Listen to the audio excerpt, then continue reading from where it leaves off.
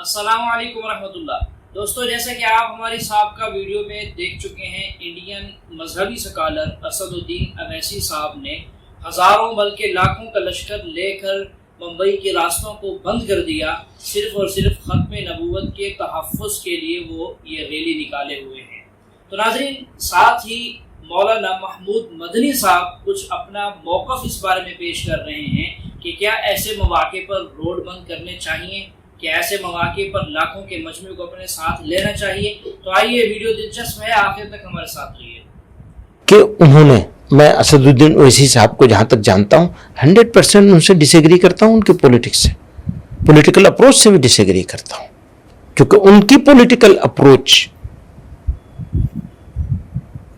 اس political approach کو support کرتی ہے جو بانٹنے والی ہے،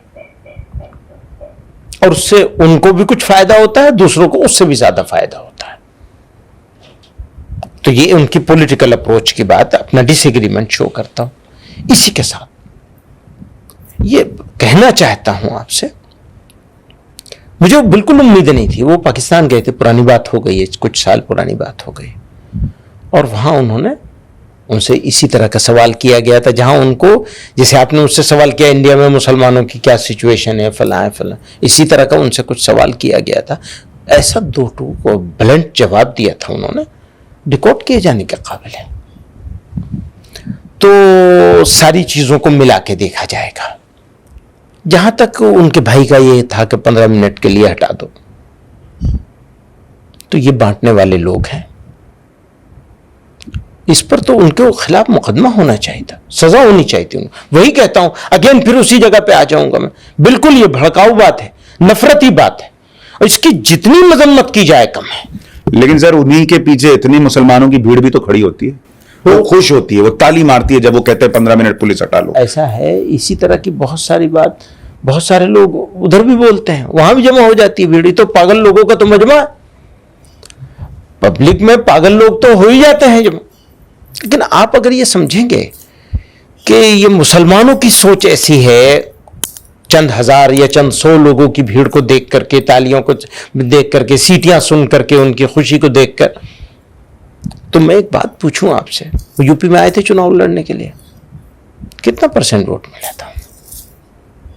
نہیں ملا نا، ووٹ تو نہیں دیا لوگوں نے۔ لوگوں نے اپنا نیتا نہیں مانتے ہیں، میں پورے اعتماد کے ساتھ کہتا ہوں۔ اب یہ ٹھیک ہے کہ وہ موقع ملا ہوا ہے ان کو بولنے کا، اور بول کر کے فائدہ اٹھاتے ہیں۔ وہ ابھی کھڑے ہوئے تھے تلنگانہ کے چناؤ میں اتنے زور شور کے ساتھ، حیدرآباد کے علاوہ کہیں ووٹ دلوا سکے اسے؟ تو ہم تو بہت پہلے سے ان سے کہہ رہے ہیں، بھیا آپ وہیں رہیے، وہ مانتے نہیں، سنتے نہیں اس بات کو۔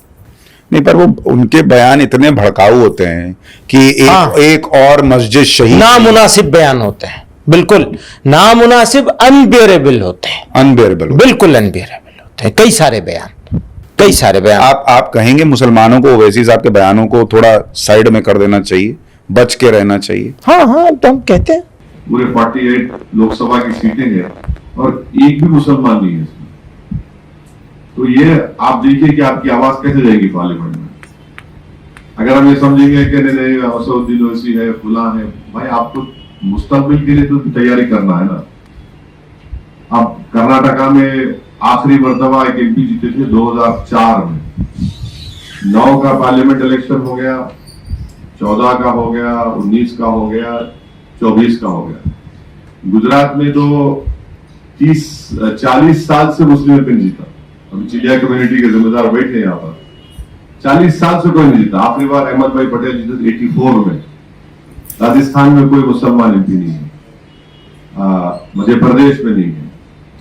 اچھا، جتنے یہ 24 جیت کر آئے، اس میں سے 2 MPs کی کامیابی سیکولرزم کی جو بولتے ہیں اس کی کامیابی بول سکتے ہیں۔ ایک تو DMK نے ایک مسلم لیگ کے MP کو تمل ناڈو سے کامیاب کیا، وہاں پر صرف میرے خیال سے 20% مسلمان ہیں، اور ایک ہمارے انصاری صاحب غازی پور سے، جہاں پر صرف 10% مسلمان ہیں۔ تو جتنے بھی ہم لوگ جیت کر آئے بشمول میرے، وہاں پر ان پارلیمنٹ حلقوں جیت کر آئے جہاں پر مسلمان 30%، 35% زیادہ ہے۔ تو اس میں ان کا کیا رول ہے؟ یہ پارٹیز کا کیا رول ہے؟ آپ अपनी कामयाबी दिखाइए जिता कर, पहले टिकट नहीं देते, अब जीतेंगे कैसा? आप टिकट देंगे तो इलेक्शन लड़ेंगे ना। तो ये बहुत बड़ा मसला है। इसके लिए हमको एक लाहेमंद ये तय करना है कि हमको आप टिकट दो, अगर आप नहीं देंगे तो फिर हम आपको उसका खमियाजा भुगतना पड़ेगा। तो ये सिर्फ 2014 से नहीं शुरू हुआ। ये मौलाना अबुल कलाम आजाद रहमतुल्लाह अलैह को बोले आप जाके रामपुर से लड़ो, तो मौलाना बोले कि भाई मैं मुजाहिद आजादी हूं, मैं जेलों को गया हूं, तो बोले आपको रामपुर से लड़ना पड़ेगा। क्यों रामपुर लड़ना पड़ेगा? कि ज्यादा मुसलमान थे वहां पे। तो ये बीमारी उस जमाने की है, ये बीमारी अभी की नहीं है, तारीख है। तो इसीलिए हमको इस पे बहुत गहराई से, संजीदगी से अगर हम काम करेंगे तभी हम लोग अपने नुमाइंदों को बढ़ा सकेंगे। वरना हम लोग खुश हो जाते हैं, हमारा कॉर्पोरेटर जीत गया, हमारा सरपंच जीत गया, हमारा वो जीत गया। हमारा असल कानून बनता विधानसभा में, पार्लियामेंट में, और वहां पर आपको हम जैसा दूसरे समाज के लोग जीत कर आ रहे, मुस्लिम समाज भी जीत कर आ रहा है, इसमें कोई फिरका परस्ती की बात नहीं है। जब सब समाज का जीत कर आ रहे तो हम क्यों नहीं जीत सकते भाई? आप डेटा उठाकर देखिए, बैकवर्ड क्लास का पहली मर्तबा अपर कास्ट के बराबर उनके एमपी जीत गए। जब मैं पार्लियामेंट बात बोला तो सबके चेहरे उतर गए, सबको बड़ी तकलीफ हो गई। और एक साहब तो आके बोले कि तुम किस बुनियाद पे बोल रहे? तुम उनको पेपर कटिंग निकाल के दिखा, इस अखबार ने लिखा, अखबार झूठ नहीं बोल सकता है। तो ये हमको मुश्तरका तौर पर एक सोचकर इसके ऊपर काम करने की जरूरत है। वरना अगर हम लोग सिर्फ वोट डालने वाले बन जाएंगे तो कोई कदर नहीं करता कि आप वोट लेना पड़ेगा। अब जैसा आपका कोई कैंडिडेट खड़ा हो गया, पहले तो आप ये दिमाग से बात निकाल दीजिए कि खाली वही पार्टी हमको जिता सकती है, आपको वही पार्टी नहीं जिता सकती। आपको वो पुरानी कहानी है, 40 साल पुरानी कहानी, अभी नहीं चलने वाली आज के जमाने में। वो पुरानी पार्टी बहुत पुरानी है, ठीक है, अच्छा है, मगर अभी आपको हालात को देखकर आपको अच्छे सही फैसले लेना पड़ेगा।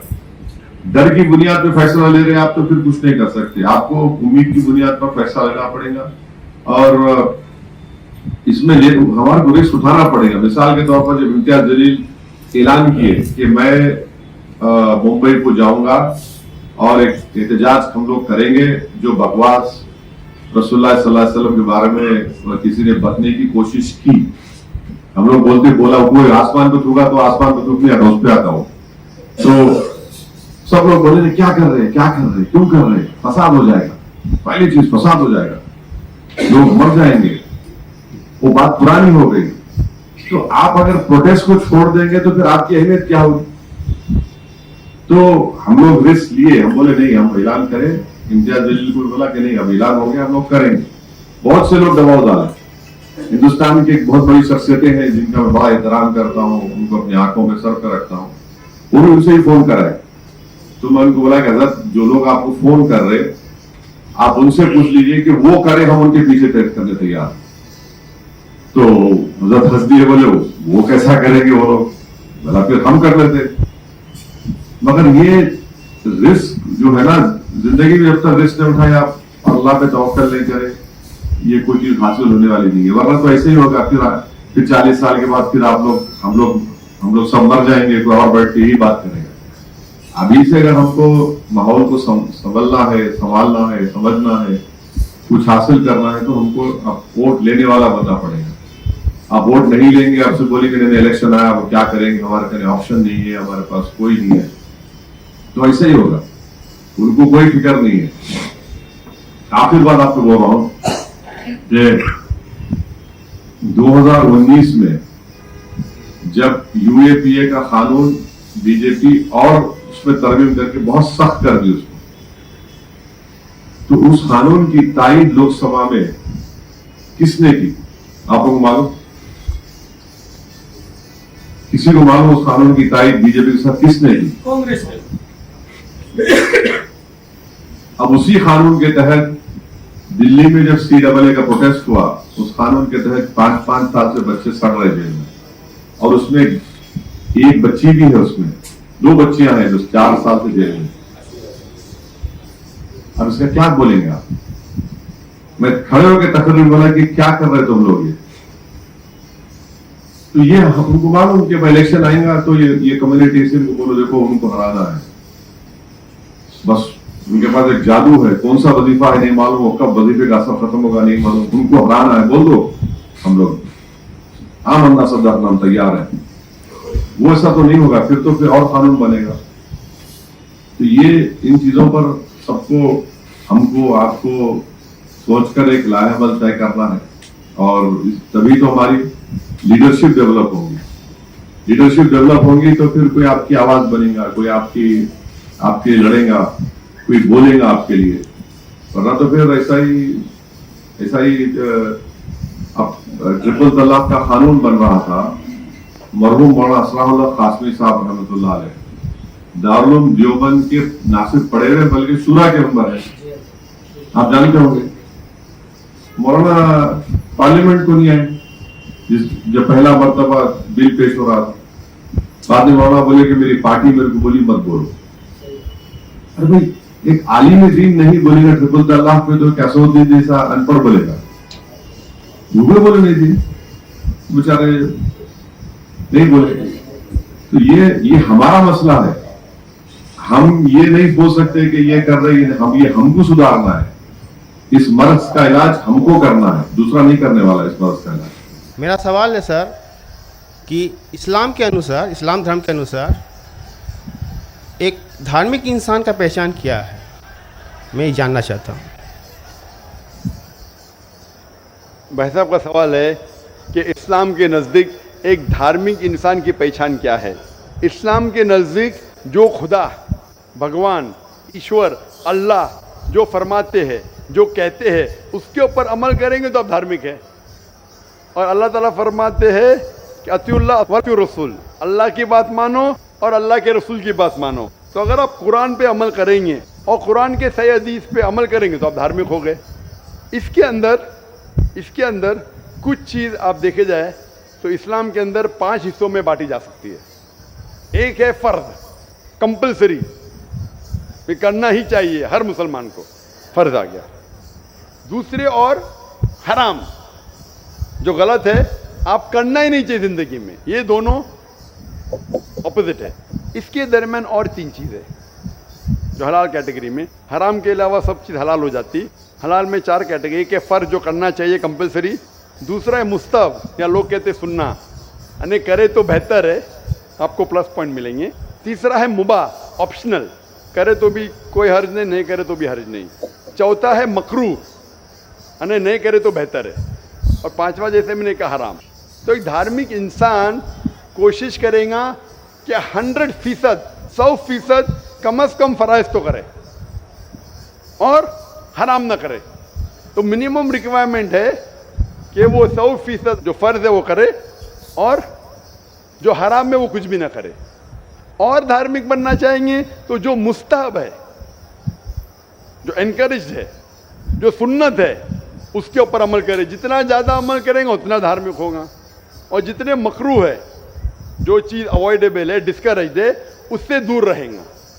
इन शॉर्ट, अगर आप कुरान और सही हदीस पे अमल करेंगे तो आप इस्लाम में धार्मिक कहलाएंगे। जी हाँ नाज़रीन, आपने सुना है शुरू में मौलाना महमूद मदनी साहब ने भी अपना मौक़िफ़ पेश किया है कि असदुद्दीन अवैसी साहब जिस तरह काम कर रहे हैं उनका तरीक़ाकार ठीक नहीं है, दुरुस्त नहीं है। हम तो इनसे कब से कहते चले आ रहे हैं कि इस तरह मत करो काम, इससे फ़ायदा नहीं होगा।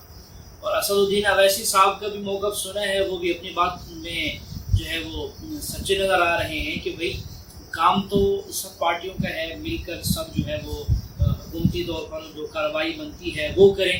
अगर कोई और नहीं करेगा तो हम करेंगे। मुल्क को भी सुधारना है, आवाम का भी सोचना है और ख़त्म नबूवत के तहफ़्फ़ुज़ का भी सोचना है।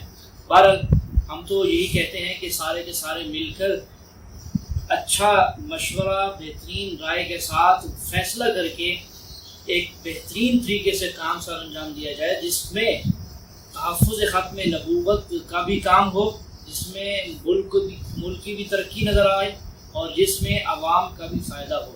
तो बहरहाल नाज़रीन, ये आज की हमारी वीडियो थी। इस वीडियो को दिखाने में किसी किस्म का हमारा ऐसा मकसद नहीं है किसी पर तनकीद करना या किसी एक पार्टी की तरफ झुकाव रखना, असदुद्दीन अवैसी साहब की तरफ या मौलाना महमूद साहब की तरफ। ہم ایسا نہیں چاہ رہے، نہ ہی ایسا موقف رکھتے ہیں۔ تو بہرحال ہماری یہ ویڈیو ہے، کیسی لگی آپ کو کمنٹ کر کے ضرور بتائیے گا۔